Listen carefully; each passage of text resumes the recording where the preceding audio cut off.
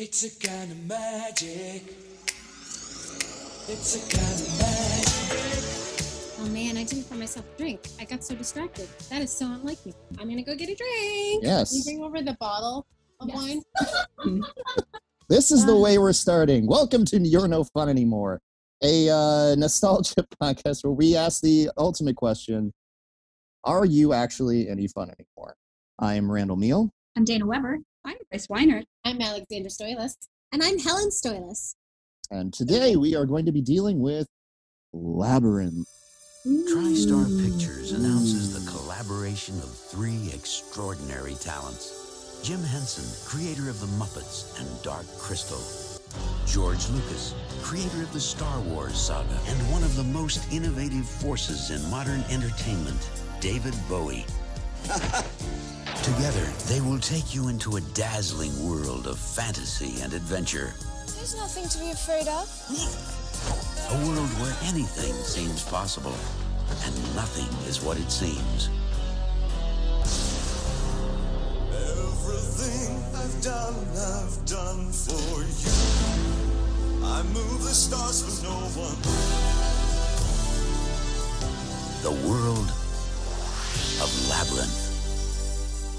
So to kind of get us in a little bit of a mood, to set us into what we're going to be talking about, here we are. It is 1986. It is early summer 1986. In the United States, a gallon of gasoline is about 89 cents.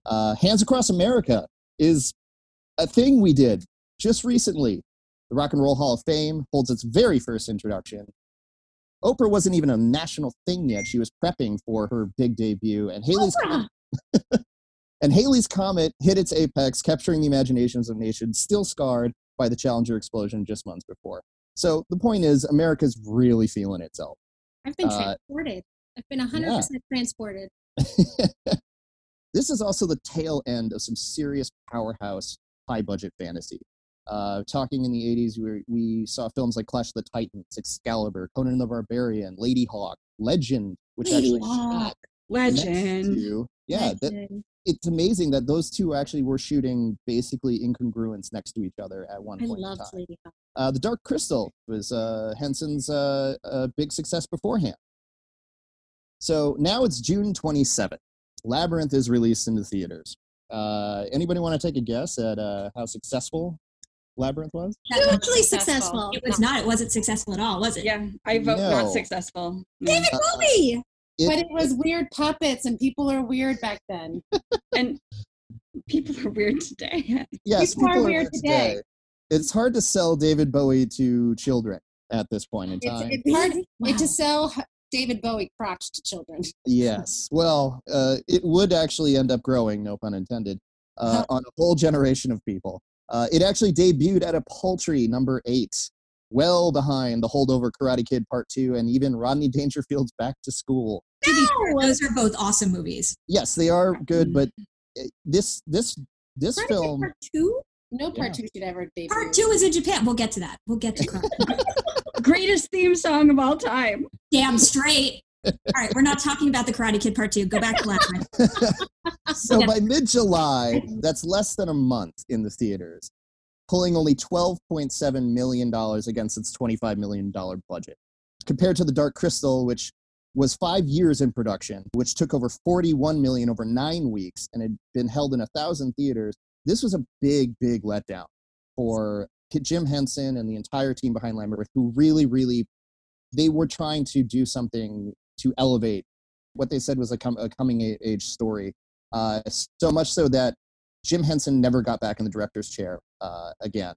And before his untimely death in 1990, never got to see how this movie really did affect a whole generation of people.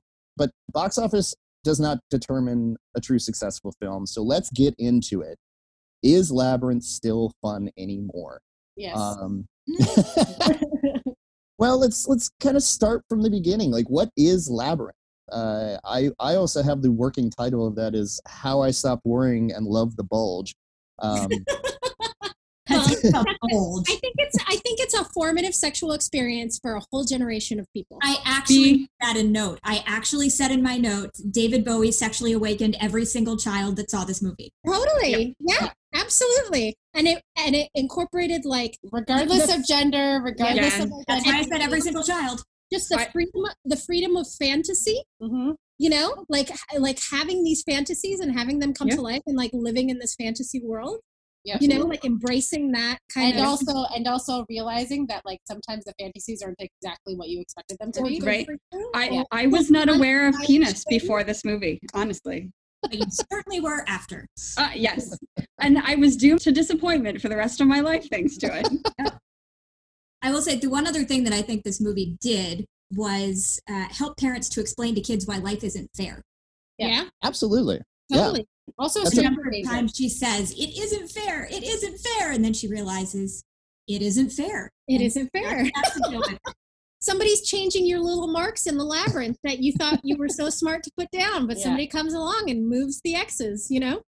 I think that sums up my kind of interpretation. Jareth has that line when she says this isn't fair, and he says, quote, "You say that so often, I wonder what your basis of comparison is." And to an adult, that makes a lot of sense. Yep. Yeah. But as children, it's really hard to understand that sometimes things are not fair. But before we get carried away with a lot of this, we should kind of break down what the story is. And I could be happy to start on that one. Yeah, sure. So I think the thing that I pick up from the very beginning is that Sarah is very clearly a theater student. Oh my God, she is the biggest drama queen. I never, not even a drama queen. You look in her bedroom and there's a gigantic poster that I'd never noticed before of Vita right behind her head. Yeah. And cats. There's a cat. She has playbills in her little scrapbook. One of my comments at one point was, "Wow, she's a dork, huh?" Yeah. Hey. Well, I I was one of those dorks. I was in theater, but I'm just saying. So I wrote down it is the story of a teenage cosplayer who sets off on a fantastical land to rescue her younger sibling she had cursed, or is suffering a catastrophic breakdown of her psychic reality over having to be forced to babysit her stepbrother. I'd go with option 2. Okay. Yeah. She's also so young. My very first notes 14. that I wrote down are, she's so young. And my first note was, she wasn't a very good actress, was she? Yeah. No, 14, she was not actually a very good actress. I mean, who's a good actress at 14? I think for that part, especially when she's giving the goblin speech, and you see the difference between she uses it at the beginning and then at the end, not to, go a little forward here in the storytelling, but she does a really good job of kind of, humanizing that as a 14-year-old, because frankly, I was never even that put together when I was that age, so... She was limited in her ability to portray specific emotions. How's that? Sure. She was really good at petulant at the beginning. She was 100% male petulant. Well, I mean, also, it's the family that she's living in, that house that she walks into. You're like, where is she living? And, no wonder she's so dramatic, What kind of parent makes their child put their dog in the garage to live? Well, obviously, the wicked stepmother. Yeah, the evil stepmother. Who they never do anything with again. I assumed if they were stepmother, there would be a wicked stepmother, but there was. I actually kind of felt bad for the stepmom. That's because we're adults. Yeah, exactly. When I was a kid, I remember not liking her, but now as an adult, I'm like, oh, I kind of feel bad for her. She's actually trying. Yeah, she's trying to reach out. As an adult, I'm looking back, and that dad is like a deeply shitty dad. He's one of those go along, don't make waves, just let things pass behind him and his own family kind of dad. He's like, ask your mother. He's like, he reminded me of my dad when I was growing up. He says, oh, I'll take care of it, and then tries half a second and walks away. Yeah. I think it's like, actually... knock, knock. Are you okay? No, leave me alone. Okay, bye. I do like her response of I guess you really didn't want to talk to me too. I mean, she's not wrong. So we kind of get this nice setup of we see her life, we see, the trials of a young teenage girl, and then she says the magic words, and so much glitter. So much glitter. So much glitter. That was another note. There's so much glitter in this movie. Yes. How much glitter do you think? What was their glitter budget? I would say at least $2 million. What is the long-term environmental impact of all that glitter? Do you think they all left that production with glitter lung? I bet they had it deep in there. There's definitely behind the scenes footage. You see Bowie picking stuff out of his eyes every time they're flying around. Where's crotch? That's where they kept the excess. That's why the bulge. He reached into the bulge and just threw it. That's what the bulge was. So we have our appearance after her saying the magic words, and finally wishing Jareth to appear, and he does. And I felt like that first costume was actually pretty tame. I was like, Yeah. "Where's the bulge? Where's the bulge?" wasn't and I didn't there. even see it. Yeah. so It Brian, was very tame for like his first introduction. I was like, "Okay, playing it cool. They Playing gotta it cool, ease Jess, I you see." into it. It was the gray leggings that really like Gray leggings and emphasize the goblin bump. dance. Yeah. Yep. yeah, towards the end, this appearance. I mean, and Brian Froud talks about Brian Froud being the costume designer and art designer for the film, along with Elliot Scott, who's the set production designer. When they got these scripts, they really wanted to focus on this idea of this is what a teenage fantasy version of a rock star slash, if it's a combination of all these weird elements of fantasy, reality, because that's in your imagination as a young person. Your fantasies aren't quite sexualized yet, but they are. Oh yeah, totally. Yeah. And so I think they actually managed to pull that off pretty effectively, where it is partly ridiculous, but also partly alluring in how he appears. Oh no, even keep your eyes above the bulge. Right? That makeup and that hair is just Mm-hmm. like captivating. You look at him and you're just like, you are ethereal. I don't know besides the bad teeth, that's the only kind of one distraction where I was like, oh man. For a Brit, the teeth aren't that bad. Oh no, they aren't. No, They're not. But you're just like, oh man. No wonder he's the Goblin At first I was King. like, is he wearing fangs? And then I just realized that it's just messed up teeth. And then his I don't want to say blouse, his shirt. It's a blouse.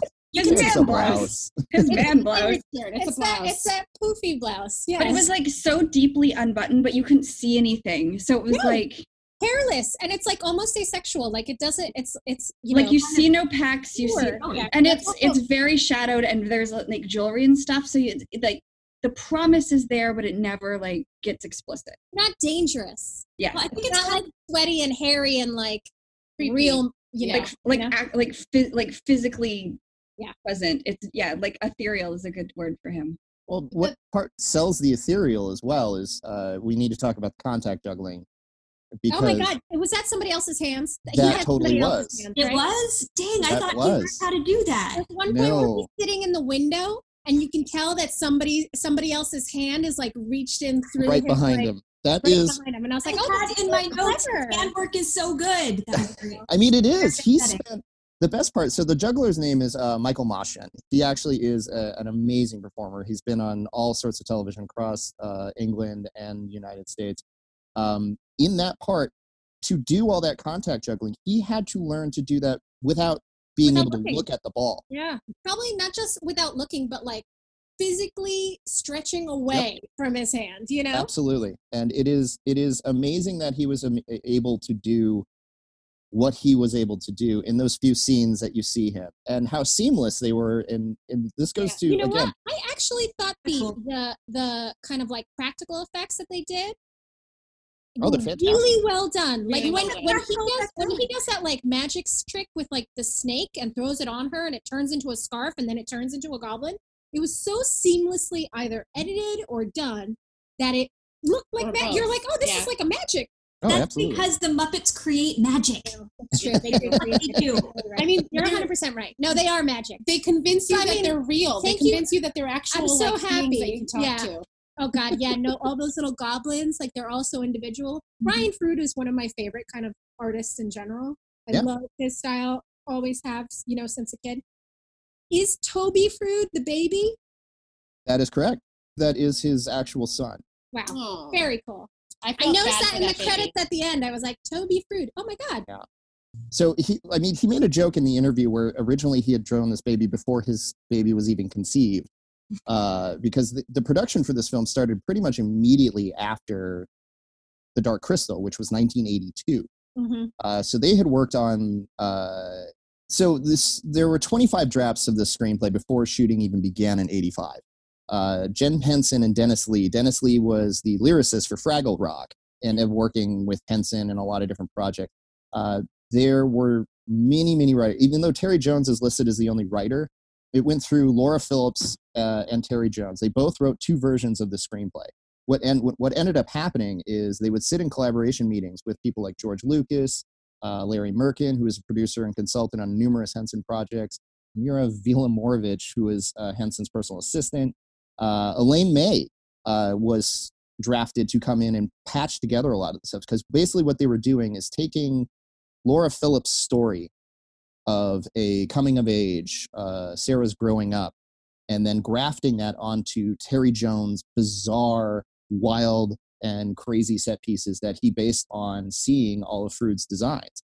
Like, because that's how he started writing it. It was just the picture of a bunch of goblins. So that's where a lot of these comes. And even Terry Jones would talk about the solo credit on the film.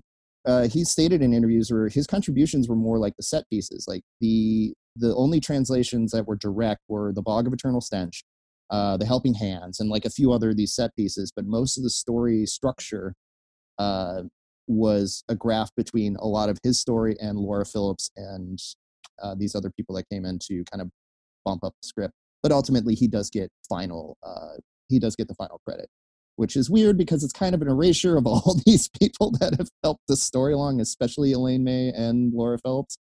Laura Phillips does get a special thank you credit. So does Murray Sendak, because he was apparently really pissed off that it resembled one of his childhood stories and threatened to sue.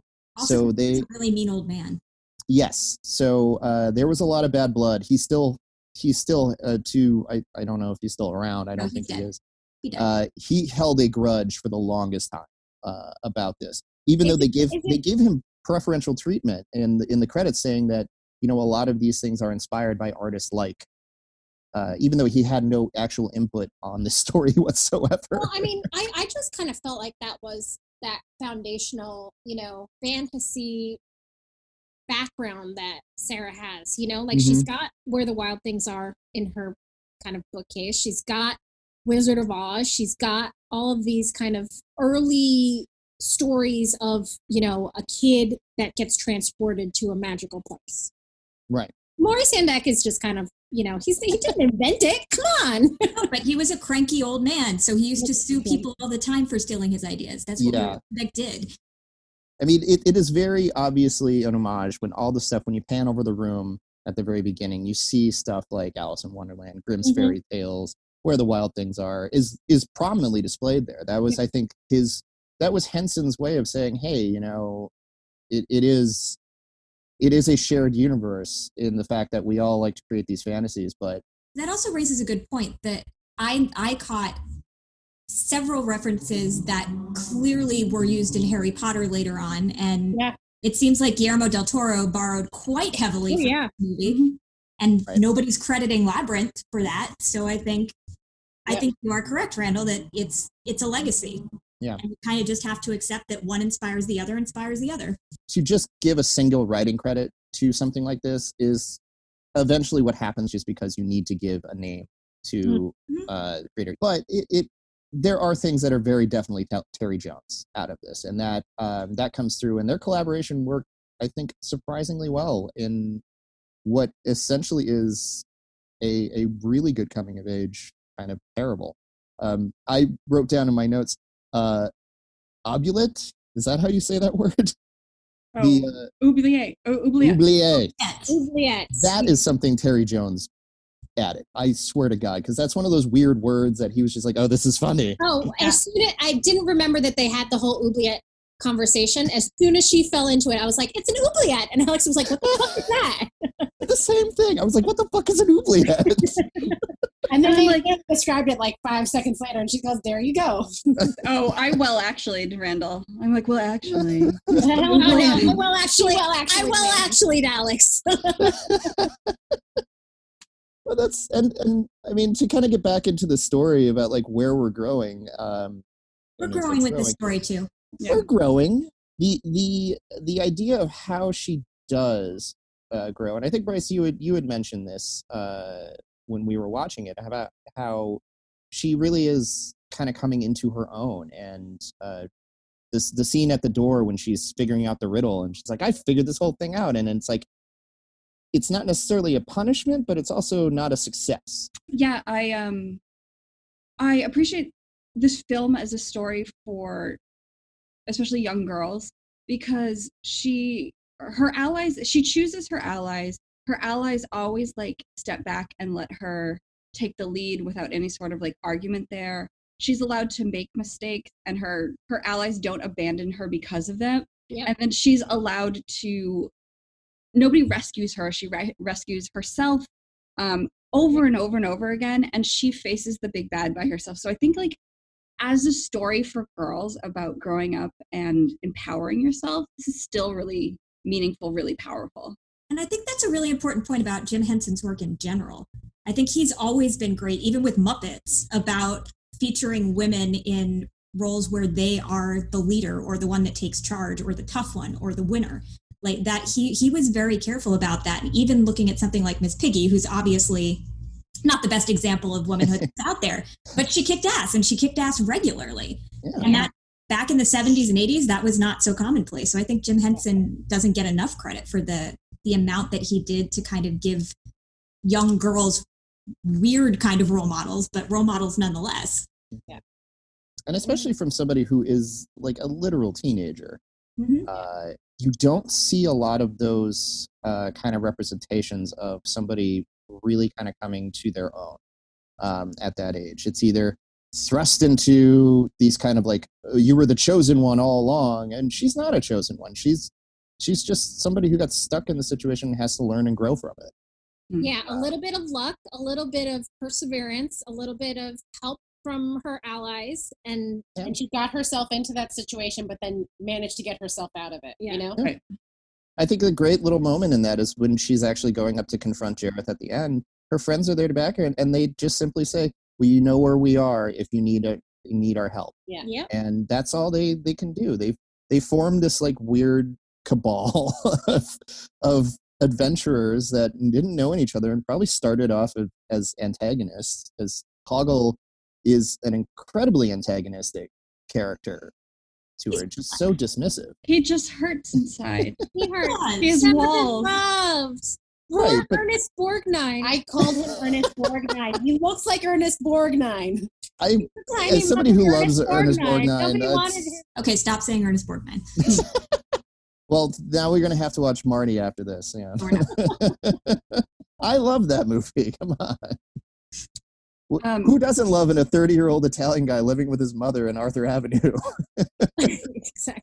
What's the big monster with the horns? What's his name? Lugo. Oh, Ludo. Oh, God, he's so sweet. I love him so much. Ludo is absolutely adorable. And the fact that they whittled that costume down to like a scant 75 pounds so that a single person could operate it is really impressive to see how it moves. And that's another thing I again, like the Henson Company is unparalleled with being able to create these kind of creatures that look and feel real. Yeah. The only one I take issue with is Merlin the dog. The fact that they bounce back and forth between the real dog and the Muppet dog, when the Muppet dog just pulls you right out of it because it's a real dog 5 seconds before. It actually bothered me because I'm like, come on, Muppets. You know how to do this. Just use the dog as the Muppet. Yeah. So before we watched this movie, I hadn't seen it in maybe 8 years. Long I time. was prepared to be like deeply cringe on the subtextual romantic elements between the Goblin King and Sarah, but watching them, they didn't strike me as terribly inappropriate. Like not until the end. Well, no, but so the goblin ball scene when she's made more mature than she actually is. But even so, like he's set up as the creepy one. He's set up as like the controlling one. And it's never listed as a mutual thing. She's always fighting against him and his attraction. And I think this is good modeling for young girls. Yeah, that there's always going to be creepy people, creepy attractions, but you can like say no and push them away. Yeah, especially when they're trying to control you. What was that line he said at the very end where he was... I wrote it down. Fear me, love me, do as I say, and I will be your slave. Sure, and adult Bryce is like, yes, David Bowie, 100%. But like But me looking at 14-year-old Sarah, I'm like, yes, girl, you tell that guy to go stuff it. Exactly. That's a Can we great. talk about Jareth for a second, though? Yeah. Yeah. Yes, please. I feel like I got very confused towards the end because the whole movie, Jareth is very obsessed with Toby. Taking Toby, keeping Toby. The whole point is that he doesn't want Sarah to make it to the middle of the maze so that she can take him back, because in my mind, he wants a little human baby. He wants a family. I thought that was what he was going for. And then you get to the ballroom scene and everything flips and it's suddenly all about Sarah and he could care less about that baby. So do we think that Jareth was just jonesing for Sarah, or was Jareth looking for a family? Because I couldn't tell. There are two answers to this I would propose. One of them is within the narrative of the film. The other is outside of the narrative. To get to the outside of the narrative, that's a leftover from the original version of the script, where Jareth actually was kidnapping the baby to replace him because he was also trapped as a young man and just wanted out. And so he actually, there's a moment in one of the original drafts of the screenplay where he says to Sarah that, like, I just want somebody else to rule this so I can escape. And that's the whole reason. And then he actually says, I'm willing to sacrifice and get rid of this baby just because now I've found this attraction to somebody else. And this would have been a very important element of the script. Yeah, that just kind of like, that was like a little key that just kind of put things. To me, to the inside of this, the reason I think they use the song to have it's such an important moment. By the way, a lot of the work that they use with, the ballroom dancing sequence and the choreography, that's Gates McFadden, Dr. Crusher from Next Generation. Really? Yes, but that's my little Star Trek side note. I gotta say, besides all the creepiness in that ball scene and the whole kind of like, across the room, the masks were creepy but cool. The whole across the room staring was like, okay, creeper, back off. My headcanon is that those are other women that Jareth brought in and did fall for him, and then he rejected because he likes the control, he likes the chase better than actually having. Yeah. So that's all my headcanon. Why all those women are so against. That's very, and they're all trapped in that little crystal ball. I am very. I like this headcanon. It's really good, but also her hair. I was about to say her hair. That was such a good wig. Such a good wig. So much. It makes me want to tease my head until it's unrecognizable. The hair, I just want that outfit. massive, like alien mother head of hair. Yep. With those like tendrils, those silver tendrils going. It's just incredible. Oh my God. It is that whole scene, and it's just so beautiful. Like, she's just so beautiful. You're like, oh, I just want to be that beautiful once in my life, And I was like, I want Jareth's mask and outfit so bad. I want Jareth's outfits all the time. They're so fantastic. Nobody wants those pants. No, I want the gray pants. The gray pants would be fine if he had a little bit of foundational support, is all I'm going to say. Because there's just things just kind of like flopping around all over the place. I don't think those pants are okay for anyone. Definitely not in a children's movie.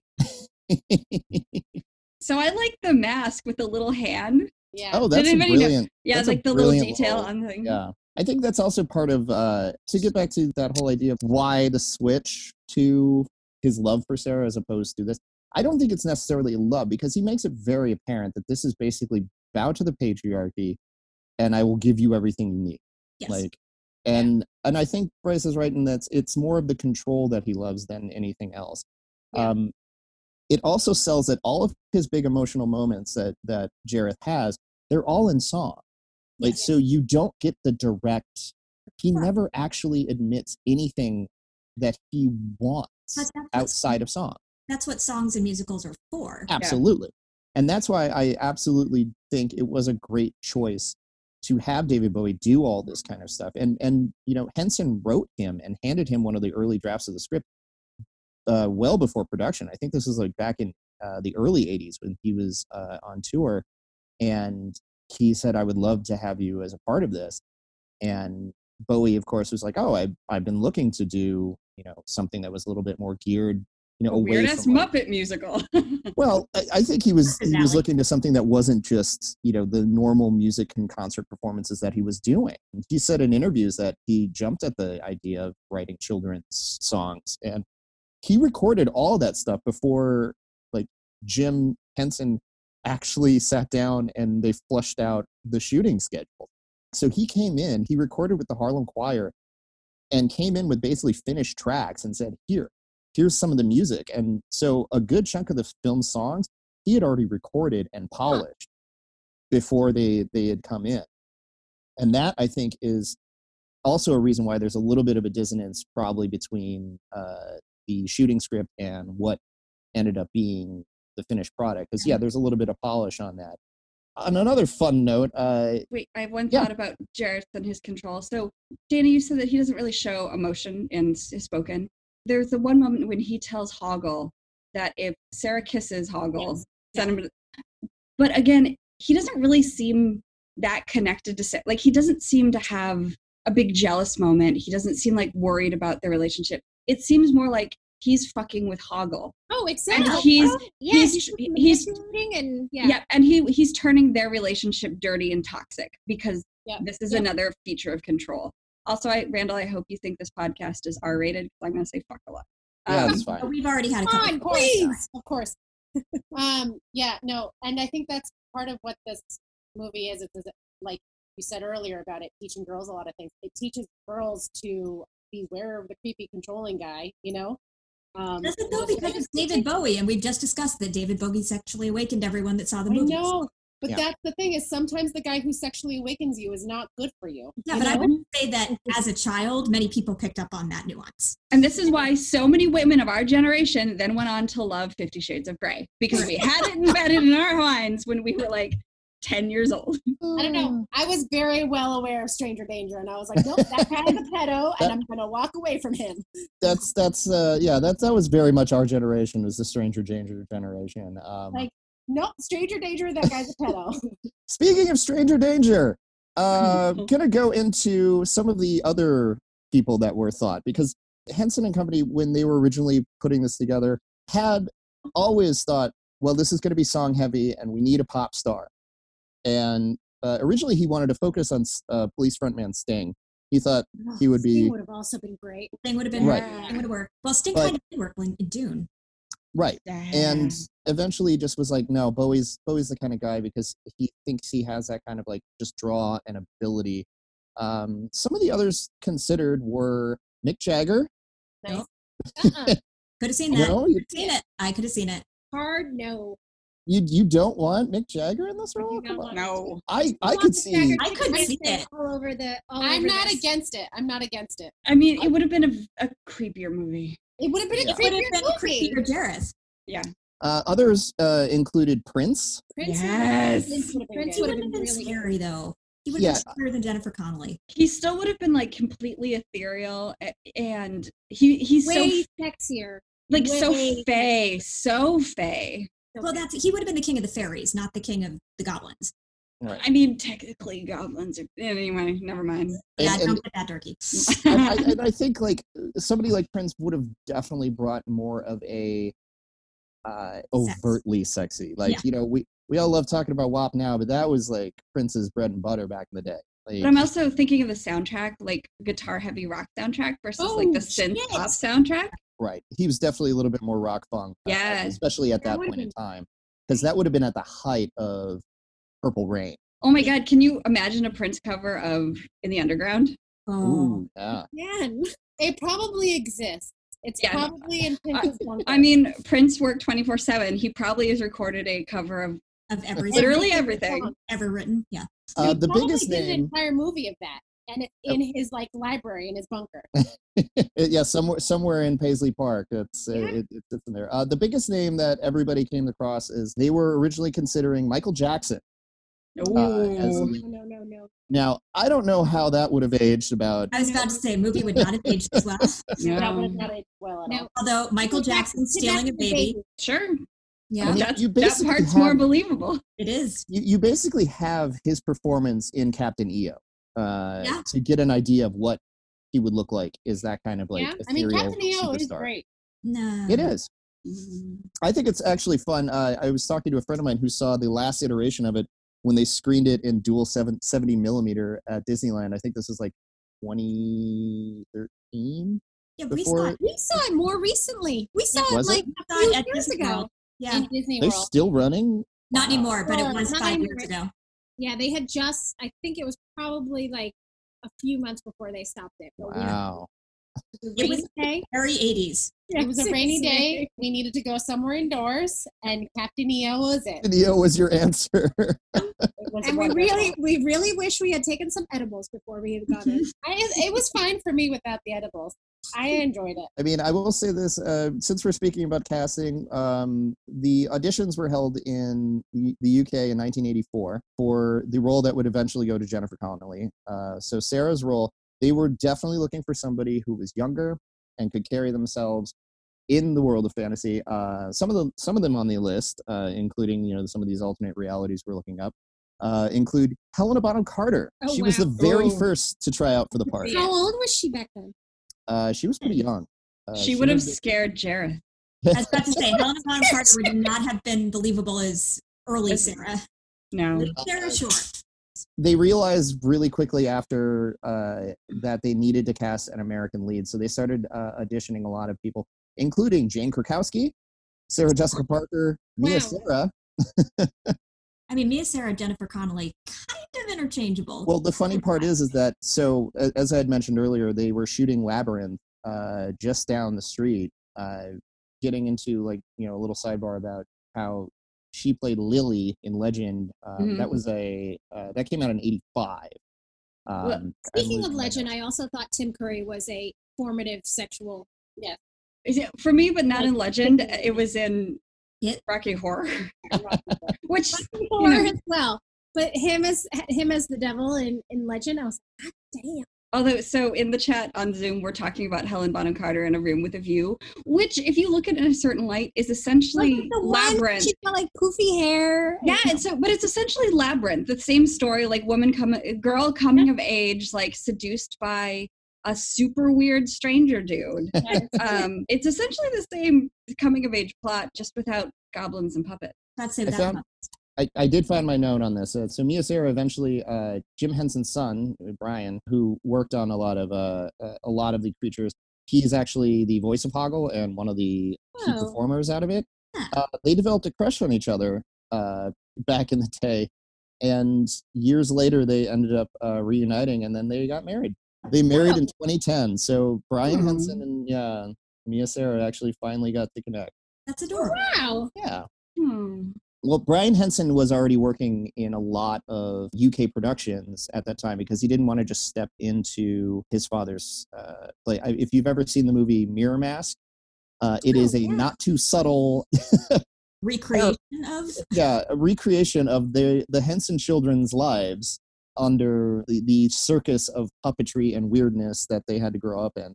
So yeah, it's weird that these kind of things end up working out, but he had done creature effects for a lot of different films, and this film was actually, I think, the first one that he had done an official credit on with his father, because he did want to try and break out on his own and not just end up taking over the business, which he basically I was did. about to say, until he actually did. Yeah, which is fine. It's a family business. If you're gonna take over a family business, I'm very happy he did. Exactly. Yeah. Keep it going. So I think we've kind of covered a lot of the highlights of the stories. Does anybody else have any notes about where they are? I would want to talk about one scene in particular. We haven't really gotten into any of the the real meat scenes. There's a scene that traumatized me as a child. Well, there are two scenes that traumatized me as a child. The one that I think probably traumatized everyone is the crazy dancing birds that remove their heads and body parts and the fire gang. You would, Alex. You would. stuff of nightmares. And are they birds or are they foxes? I thought they were There's a fire gang. Yeah, there's definitely a scene where somebody takes out their eyeballs and then that's the scene. That's the and then chili down fire gang. Yeah, on their fingers. Okay, but that I think I blocked it out when we watched it again. I must have subconsciously known that it was coming, and I was like, I can't watch this because this terrorized me. I liked them. But there's so I, as a child, had a real problem with movies where people removed their heads and continued to talk. And as you're saying, Terry Jones was the originator. The Adventures of Baron von Munchausen and Robin Williams removing his head and it going all over the universe. It brought me right back to that. And the heads popping off. That's the moment in the theater when I screamed and ran out, and my mother missed half the movie because she had to calm me down before we could come back in. You know what? I have to say, I think my dad for that, because there was a time that he took a chicken off, off of a chicken, and I didn't witness it, but he told me about it, and I was 7 years old. Oh, I live next to a kindly old Scandinavian couple that basically had a small farm in their backyard, and there were some days when there'd just be less chickens, and there'd be an old lady covered in blood, flicking. Did you hear this walking? Did you ever hear this walking? Bringing up the scene was not meant to talk about more things removing their head. No, you're right. Well, okay, so getting back to what I wrote down for that, the Chili Down song, which is the Fire Gang, features some incredible puppetry that they basically made from scratch. But also, I wrote down, there's definitely some serious cultural appropriation with that. Really bad accents. Ooh. This one, and there's one other scene that had bad accents that upset me too. But they're small scenes, but still, like, the accents in this were bad. Yeah, that one really stood out because it is such a outlier scene. Yeah. And it is definitely something that, it's the idea where it's like, oh, what if they do this? And they, and again, it's definitely like a Terry Jones idea of just it could be weird. And they were like, puppeteers just made this whole sequence. And it is rather terrifying because of the implications of, like, we're just having fun because we can do this. We don't care if you can't do this. We're going to make you do it. Yeah, when they chase her, they chase her, you're like, oh, genuinely, like, oh, they might take her head off. Mm-hmm. Yeah. I was going to come up about the finale when they finally get to the Goblin City and the giant fight for the Goblin City happens. As I wrote down, utter chaos. Utter chaos. It's really interesting because they collectively... Wall-shaking utter chaos. Yeah, it was written in a way where they wanted to have a big bad scene where it was like the final battle, but they didn't want it to be a battle necessarily because they didn't want, like, death and decapitations and, like, you normally would get out of a fantasy they've already film. done that earlier in the movie. Right. Not intentionally, Dick. I mean, they're decapitating themselves. It's all fun. But you're not supposed to throw somebody else's head. You can only throw your own. Yeah. You can only throw your own. See, they operate in their own rules. The idea of doing this kind of almost it's almost madcap Keystone Cop kind of thing with all the goblins running around, and it is just chaos. But for children, it is absolutely enjoyable. As an adult watching it, I'm like, why have you ruled over this land for so long? Yeah, how did you keep this kingdom going? It was very strange to watch. Another scene I had written down is the finale after the ballroom scene when she lands in the junkyard. That's the other one I wanted to talk about. Oh, that is the scene that fully traumatized me, and watching it now continues to traumatize me. Well, it's that whole kind of like if you carry too much with you, right? Yeah. You kind of can't move on. Yeah. In your but as a self-proclaimed pack rat, that scene hits me fiercely. Well, I didn't like the implications that to grow up you have to leave your favorite things behind. Exactly. Because I'm a grown-up who still loves dragons and fantasy and dress up and make believe. It's all just better funded now, actually. Yay, disposable income. Higher production value. Seriously. As I'm saying this, podcast listeners, I have a bird on my head because I can afford bullshit fascinators and costume pieces.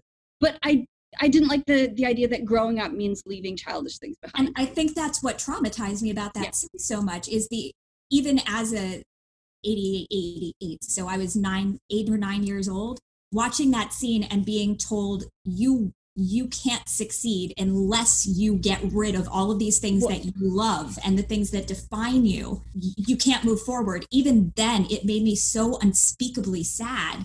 Yeah. And it's still like to this day, that scene pops up in my head every time I'm like packing to move or trying to throw away things that I don't want to throw away. Like that scene at the end where she gives Lancelot to Toby. And I'm like, why? Like, you don't have to physically give things up to grow up. And I don't like the implication that you don't get to have your own things anymore or you're selfish. But I don't think that, I mean, like, I can like I do see that as being part of what it's saying, but at the same time, at the end, she does still get to hang out with her friends. Yeah, that's true. You know? Yeah, And she that's the does. one thing. I got it more as not like completely let go of it, but not make it so all consuming. Yeah. That your Yes. primary concern is this is mine. Yeah. This is just knowing mine. that Nobody there's else a can time have and a this, place you know? for it, and being like, I can have my fun things, but I also need to sometimes put that aside and see that Or share it. and see that there's Right. other people Yeah. made I assistance. think that was more the them. implication in Yeah. that idea. When she gives up Lancelot, she's in the beginning of the film, she is absolutely livid at the idea that she's so Lancelot is petulant. taken from her. Yeah. But it's not. And She wasn't just reasonably on Lancelot. so. She's got like a whole grid of teddy bears. Yeah. It's like Absolutely. the advent calendar of teddy bears. You And know. every one of them was meaningful, Helen. Yeah. Also, like, But I have a wall of teddy bears, and even I was like, she's way too dramatic. And I was like, He's also, a banner kid. We covered this. I was also like, he's a fucking baby. right. But that baby didn't grab that bear. See, what I don't like about it is like her stepmom grabbed the bear and is like, it's a lack of respect for Yes. like her child's autonomy. That she's like, yes, this, it doesn't matter what meaning that Sarah had subscribed to the bear. I'm assuming the stepmother, because the dad kind of sucks, and I don't think he would like worry about toys for his baby. Stepmother grabbed the bear, gave it to the baby without like worrying about Sarah's feelings. Like it just, it's lack of respect for. It could also be the dad child's because autonomy. he doesn't care. Yeah. That dad is the type of dad that's terrified of going into a teenage girl's room. You're putting so He much might see on that dad. something You're right. too girly, or he might see a tampon, or he might like see There a might be a bra hanging somewhere. Yeah, totally. God, we all have bras hanging all the I time. have a lot of animosity towards this dad that we see for I literally see like that. 2 minutes in I this. was in about, this he has movie. like 2 lines. and I Very filled tough with on his animosity. I'm all projecting. I remember him is having floppy blonde hair. And looking very 80s. And and the Yeah. stepmom, all I remember about her is shoulder pads. And looking Shoulder very pads. Holy. And coiffed hair to like. Coiffed, like, And, yeah. like, you short should hair. hang out. You're a young kid. Yeah, Well, I'd love and the for fact you to that go out on a date. The only thing she might be doing on Friday night that has any importance is going on a date. And I'm like, maybe she just wants to like chill with her friends. He wants to LARP in the park with a dog. Come on. It's a very Oh my cute God, dog. with swans, Very with literal swans in the background. It's interesting to hear like the attachments to the junk, because I took that as it is the trappings of youth, because if you let it weigh you down to the point of you're not enjoying it anymore, you just need to hoard it. This is what happens when you get like guys that collect a shitload of action figures. You know, it becomes more of your personality, as opposed to, yes, I know that Bryce is is literally pointing right now, saying, And as Bryce starts marching all of your Funko Pop figures across the screen. right, and that's because it becomes your personality as opposed to being part of your life. and she forgets everything else outside of that. Right. She doesn't remember her brother. She doesn't remember what else is going on in the world. Yeah. All she remembers is And that can be a her danger. stuff. You know, all she remembers is these little tokens that don't actually. The thing, I understand when there's a sentimental attachment to a thing because it reminds you of a person, it reminds you of a time, it reminds you of, the memory tied Right. to it, My right? bookcase is filled with that. Exactly. Bookcases, drawers.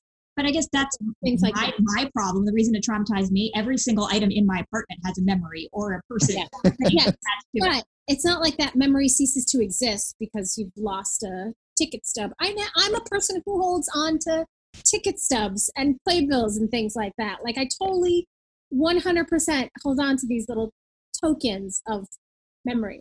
I But think this underlies my theory that this actually is the most effective scene in the movie.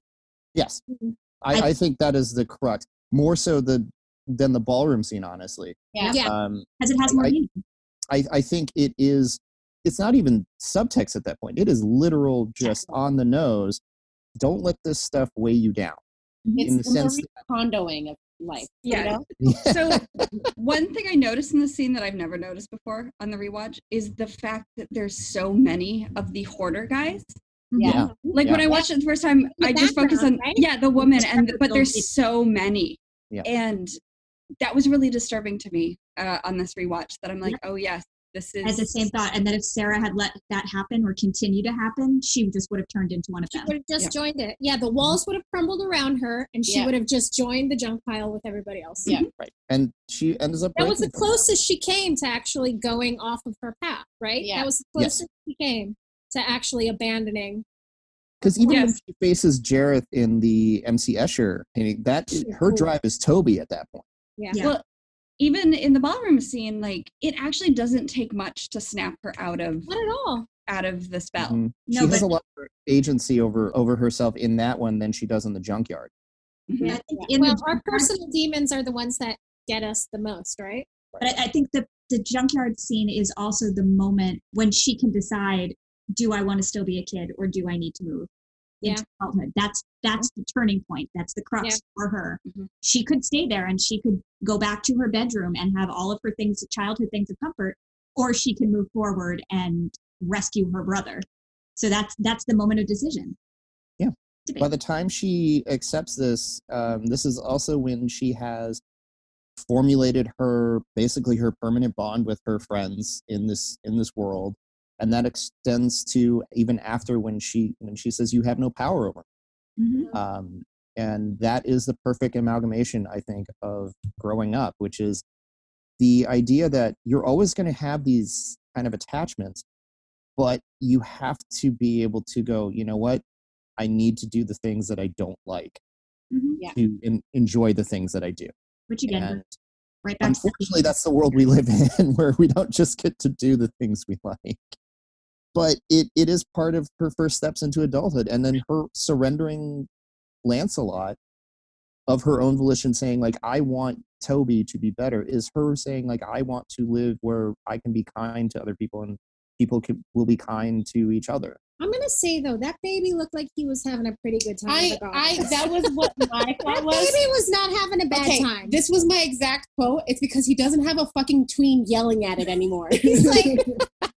He's like dancing. He's like, this is great. Chilling, smile on his face. He's totally fine. Apparently, he was very difficult to cajole noises out of. So all the baby sounds that you hear on the recording for Dance Magic Dance, that's Bowie making baby noises. Oh my God. I love it even more. Is there nothing he can't do? No, it wasn't. Baby noises. We're giving him credit for baby noises. That's how lost they are. They had a baby in studio who was one of the singers, one of the choir singers' child, and they were like, "Oh, maybe we can just get him up there to make some baby noises, and we'll edit it in." And the baby just wasn't willing to play, and so Bowie's like, "I can make this." Of course you can, David. I love Bowie so much. All right, so I think, like, if anybody else, unless you have like another scene that you were like it really kind of stood out. She gets roofied at one point. Other than that, the peach thing is very reminiscent of, like, Snow White, and you get a little bit of that. Poor Hoggle. Yeah, Hoggle's a product of his own nihilism. So Hoggle's Larry David. Kind of has that feel, doesn't he? It does. Yeah. All right, that was it. That was just that discovery. So one of the things that I was kind of interested in is, like, we live in a world where basically everything is readapted and remade. Is it possible to remake something like this? Yeah. Yes. Oh yeah, totally. How would you go about it? My eyes just opened wide, and I was like, "Oh my God, a remake of Labyrinth! Can we do this on the stage? Have they ever done it as like a?" They talked about it. So they do it as like a stage musical. So I saw a meme going around about, like, remaking Labyrinth and who you would cast in the David Bowie role, and the only viable casting decision I saw was Janelle Monáe. Yes. Oh, that'd be brilliant. Interesting. Yes. I was thinking like one of the boy band kids from BTK. Yeah. No, but Janelle Monáe is kind really of good. But I think, like, fundamentally the meaning of the story is still like we talked, like, as a journey of empowerment for young girls. I think that message is still super important today. Absolutely. Especially, somebody said earlier, like, the fact you have no power over. Yeah, and the fact that she's not a super special chosen one, that she's like taking her own agency and doing this for herself. and all her little sidekicks still super relevant and important today. Like Ludo teaches you not to judge like a book by its cover. Yeah, strength isn't everything. Exactly. The one thing, though, I think that would happen if they remade it today, I think it would be sanitized. Oh, 100%. I don't think in the 80s were so comfortable with making movies that were sexualized for kids and dirty and with grown-up jokes thrown in all over the place. And I don't think they could do that now. I think that parents would boycott. But I don't think there was that. I mean, it's a dark movie. It's like, dark. It's but a I think dark there movie. were darker movies. I think Legend was a darker movie.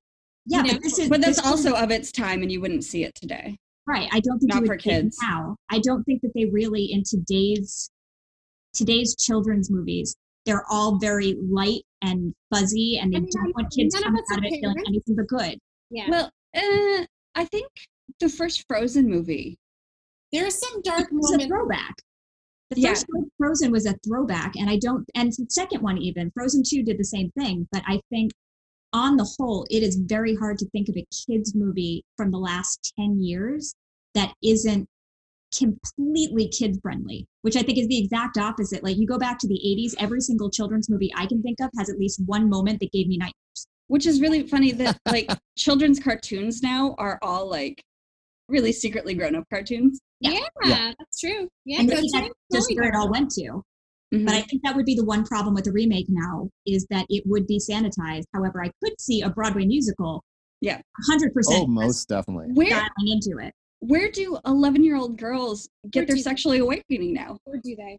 Pop stars. Really? YouTube. That's disappointing.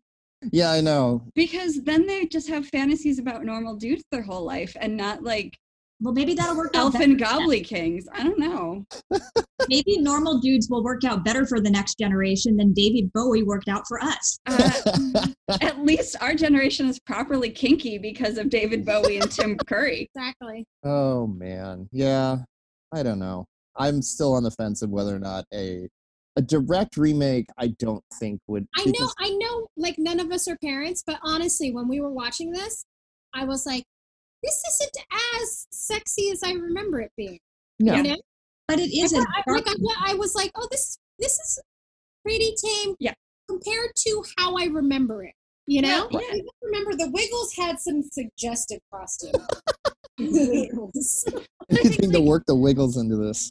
I mean, when you're 11, it's totally inappropriate. I don't want to sound like I said inappropriate. An appropriate time to start discovering sexuality. Yeah. And I think this movie was perfect for it because it's not like having a crush on a real person. It's like a completely safe, sanitized place to put fantasy. Yeah. No, I can definitely see that. I would like to out myself that I was not sexually awakened by Labyrinth. Were you sexually awakened by Dana? Fred Savage from the Wonder Years. Judge. No, because here's the thing. Sorry. I have a huge crush on Winnie. David Bowie did not do it for me. Fred Savage was my man. Oh man, that's amazing. I'm there with you on the Wonder Years. And Alex P. Keaton. Fred Savage, Alex P. Keaton. Alex, sure. That little junior Republican. It's just not a thing for me. Explains so much. I have to speak up for the girls that didn't think David Bowie's crotch was that interesting. Fair enough. No, it takes all kinds. You're absolutely right. Some people like vanilla. Oh, damn. Oh. 911, I'd like to report a murder. That's fine. Go ahead and insult my taste. That's fine. So let's get to the actual question at hand. I love you, Fred. Is this actually fun anymore? Yes, totally. It really is so fun. I found it a little slow. Okay. A little slow. I got it towards the end. Yeah. No, I loved it. It goes down as one of my favorite movies, but I am also a huge Bowie fan. Well, I'm a huge Muppet. Alex loves Bowie. I will travel. Like we went to Chicago. We went to Chicago for a weekend because the exhibit at the Museum of Contemporary Art was having last weekend of the David Bowie exhibit, and it was not going to be there anymore, and we weren't sure if it was going to travel anywhere. And it was like, I have to see this. It was before the Brooklyn. I was gonna say, you went all the way. You couldn't have just gone to Brooklyn. We didn't know it was going to come. They said it was going to be like the only North American, the only U.S. stop or something. Yeah. So, So I was like, I need to see Bowie before he goes away. And it's possible for David Bowie obsessives that will just carry you right through the movie. For someone who isn't a David Bowie obsessive, is a Fred Savage one, there are pacing problems, and I think that just has to be acknowledged. There were some pacing problems with this movie, as there were in a lot of Henson movies. But I think that is a product of the way that they ended up writing and marrying the shooting scripts to what they were trying to do, where it helps that it's kind of a road movie in the sense that it's a journey. So you don't have to have a traditional structure with it, because it is a series of events that leads you to a culmination. And how you get to that culmination, it's the lived experience. I think the character arc was more important than the plot here. Totally. Yeah, agreed. And every scene served the character arc. Yeah. The plot, And that's why I would almost like non-existent sometimes. Like the plot didn't make any sense most of the time. You know? Yeah, and that I think is a little bit more forgivable on this part, where I still would vote that yes, this is like, I don't see any seriously outlying problematic areas except for the cultural appropriation that I think some people would say was it's not great. It's not great. It's also brief, and it's like a couple characters in that group of characters that have that. And then there was the samurai guys later on, and that was like 1 line, second and one line. It was very brief. They're there and then they're gone. Yeah. Which I think also leads this to be, unfortunately, like we said, Jim Henson passed in 1990. He never got to see the following that this ended up becoming, and this because he wanted this to be a really big film in his, the next step up, and I think it actually does fan wise exceed The Dark Crystal. It's way more accessible than The Dark Crystal. Oh, totally. Absolutely. The Dark Crystal is, I love The Dark Crystal, but I remember rewatching it in college and being like, ooh, wow. I've still never seen it. One. Well, I rewatched it recently when the Netflix series came out, and in comparison, Labyrinth is like, it's logical, it makes sense. It starts at point A and ends at point B, and The Dark Crystal is just kind of a mishmash of terror. I think it's also because it's a smaller, more contained narrative about a character. It is very much character. Yeah, and you're right. Without that, you are stuck in a fantasy world of basically a crazy person coming up with a bunch of these weird scenarios. Like, I'm sorry, the Bog of Eternal Stench, those are literal assholes just belching weirdness into I love it. It's so funny. But if you were to put that in any other context or any other movie, like, it's like these things are just throwaways. There were points where I felt like it was a waking dream. Sure, yeah. Where things happen where you're like, oh shit, that makes no sense. But you think of it as a dream, it makes sense. Beginning of the movie, Sarah's room, and this is the first time I've ever caught this. She has little figurines all over the room of all of the characters that you meet. Yep. There's a Ludo toy, toggles a bookcase or a bookend. Bookend. So it actually is probably a waking dream. Yeah. Yeah. Well, I think that's a pretty good place to kind of wrap this up. I think we all agree that this survived. It's one LSD trip. Let's be honest. Yes, it survives the test of time, and I think it has a long journey ahead. And hopefully, next generations beyond us will learn to appreciate it. Labyrinth the musical. I'm there. I'm honestly there. They can take all my money if they make like some like weird drink at the bar too. That's great. Yeah, I'll go in cosplay. So much there. If Broadway ever reopens, I'm pretty sure it's on the way. Yeah. I'll wear a Bowie outfit. We need to do any kind of outro or any kind of like ending or anything? Well, we'll figure that out later. Yeah, Randall can take care of that. I mean, what is going to be an outro? Is other than just like, all right, that's it, bye, and then there's a song. Find a theme song, yeah. Yeah, theme song. Theme song. Theme song. I mean, obviously, I love that the only person who has any musical talent has not pitched in at any point during the whole theme song. Dana, you need to write our theme song. You're the one that said there should be a theme song. That was the contribution. I put the idea out there. I'll work on it. Ukulele, All right. ukulele. All right, that's it. Bye. It's just